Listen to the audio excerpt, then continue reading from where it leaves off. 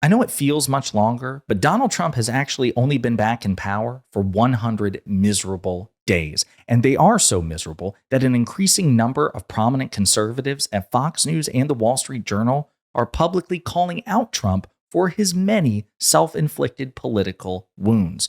But before we unpack all that, if you end up liking this video and you want to support the channel, please be sure to hit the like, subscribe, and alert bells before you go. All right, friends, I want to start with I guess I would almost call him like the Darth Vader or Sith Lord of the Bush administration, besides Dick Cheney himself, Karl Rove, who was a senior top advisor to President Bush. I mean, he was the boogeyman before Steve Bannon, and he has been a Fox News luminary to the extent that they have them. And in this clip, he is calling out Trump for his many, many, many self-inflicted wounds. And so we're going to play this and unpack it together. Bring in former Deputy White House Chief of Staff Karl Rove. He's also a Fox News contributor. Karl, you guys have a very interesting take. There's a lot going on at the White House. It's hard to keep up, obviously. A very different scene from the Biden administration. But you wrote this in the Wall Street Journal here in an op-ed. I want to read this for our viewers. The headline, America Gets Trump Fatigue. And you write that won't matter for Mr. Trump's ardent fans. For them, the past 8 weeks have been exhilarating. But in the non-MAGA world, which includes independents and Republicans, the start of Mr. Trump's second term has been exhausting. So there might be some people out there that say he's doing exactly what he campaigned on. He's delivering on the top two issues, which were the economy and immigration. Where do you get this take from? Well, look, I agree with him. People who say, look, he's working on the border and the economy. My point is there's a lot of stuff that's been going on, like we're going to take Greenland by force if necessary. We're going to rename the Gulf of Mexico. We're going to take back the Panama Canal. There's a lot of stuff going on that we were not prepared for. And the time being devoted to that is time that is not being devoted to the things that we need to know more about and celebrate the success. He has yet to visit the southern border. I live in a border state. The change has been dramatic, and the president would, in my opinion, advance his cause if he spent less time talking about side issues and more time focused on the big issues. Let me give you an example. We just saw it.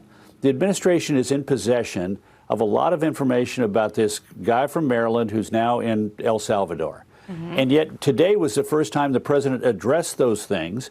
What if he had said at the beginning of all of this controversy, here's the background we know about this guy. I'm happy to have him brought back to the U.S., and if you want, we'll adjudicate it in a court, and we'll throw all of this stuff out there, and the result will still be the same. He going back to El Salvador and not staying in Maryland.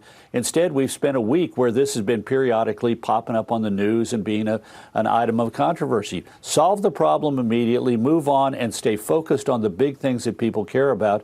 That's a way that you can, solidify the support that the American people have. It's not happening.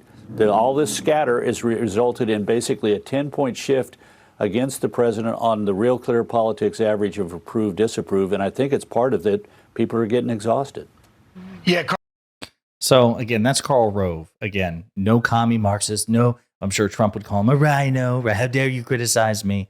But in many ways, he's right. I am actually kind of surprised that Trump has not visited the southern border because, they're claiming victory at the southern border, that they've shut it all down. Well, if that's the case, why wouldn't you do a photo op down there, which might, resuscitate whatever support you think you have with respect to immigration?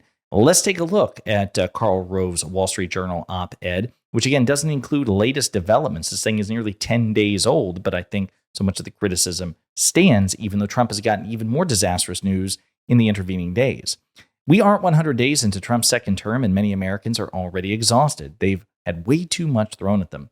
Voters make crystal clear what they saw during the 2024 election. They wanted prices to come down and the economy revved up. The southern border had to be closed, our military strengthened, and a strong leader installed in the Oval Office. Some of that we're getting, especially regarding the border. Other things, the rebuilding of the military, appear to be in the works. Because again, Karl Rove wants a maximally expensive military budget. Okay, he wants a defense budget that is as extraordinary as the American people can possibly spend, right? We saw that quite a bit during the Bush administration, right? So this is his thinking.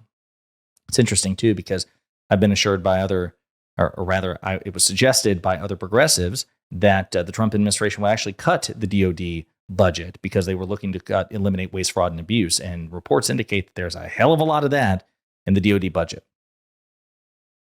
Trump is not going to cut the DoD budget. Anyway, so but on the key issue of the economy, Americans are not happy. Trump's campaign promise to break inflation has been replaced by a fixation on raising tariffs, which nearly 3/4 of Americans expect to hike prices.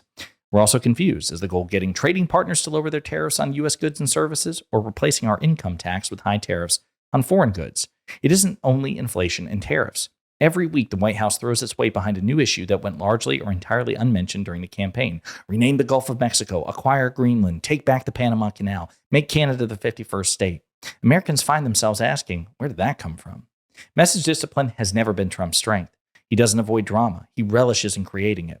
Not a real surprise from the man behind The Apprentice.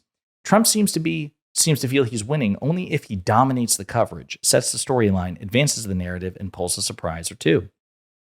It won't matter then to White House aides if some headlines are bad. They can always create another controversy in which Trump is the center of attention and, they believe, therefore comes out on top. His policies will almost certainly continue to be a mixture of deliberately planned, well-executed ideas and those concocted on the fly. The former include his undoing of the Biden administration's excessive regulatory rules and red tape. The latter, the Department of Government Efficiency and removing fluoride from drinking water. The Oval Office and Mar-a-Lago dining room will remain arenas where advisors, cabinet officials, and presidential pals fight over policies and process. It's like ancient Rome's Colosseum without the bloodletting and lions. Although, you may recall, we have since learned that Treasury Secretary Scott Bessent and Elon Musk got nose to nose and had to be separated physically by a White House aide because they came this close to fighting in the West Wing, where the Oval Office is. It's clear Trump believes in governing by executive order more than by legislation. The massive downside is that future presidents can undo his actions just as quickly by their own executive orders. And there's something shocking about this White House to an old school politico like me. It doesn't spend much time drawing attention to the president's successes. Rather than patiently explaining his actions and why they're good for Americans, Trump and his advisors move from one thing to another, seemingly at random. I still don't get why Trump has yet to visit the southwest border, the site of his greatest policy success to date. There's way too much retribution. Most of Trump's revenge attempts will end badly for him.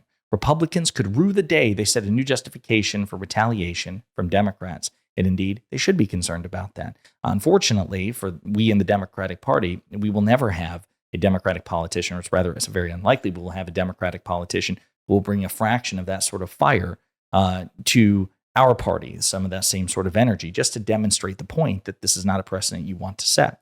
So, but I suppose it's possible. One of the more unusual aspects of the Trump presidency is that it often helps parties in foreign countries that oppose him. And he goes into how Trump's attacks on Canada revivified the Liberal Party, not the Labor Party. So again, it goes on like this, and it talks about, again, how for MAGA fans, they don't care, right? But for the rest of us, we do. And again, this is from Conservative Wall Street Journal. The Conservative Wall Street Journal also has the starkly different look of Trump's first 100 days. In the run up to this milestone, Trump leads in executive orders, but trails in his approval rating. The first 100 days of Trump's term have played out far differently from those of any other recent administration, including his own 8 years ago. Here's a glimpse of the numbers as he nears completion of his 100th day on April 30th. So again, this number of executive orders, Jesus. Trump signed 26 executive orders at the start of his second term, the first batch 137 implemented as of Thursday. That's more than 3 times as many as former President Biden and over 100 more than the first 3 months of his previous term. Look at this, Jesus. President Biden, Donald Trump, President Obama, President Bush, and all the way up to Trump term 2. Jeez. S&P 500 change?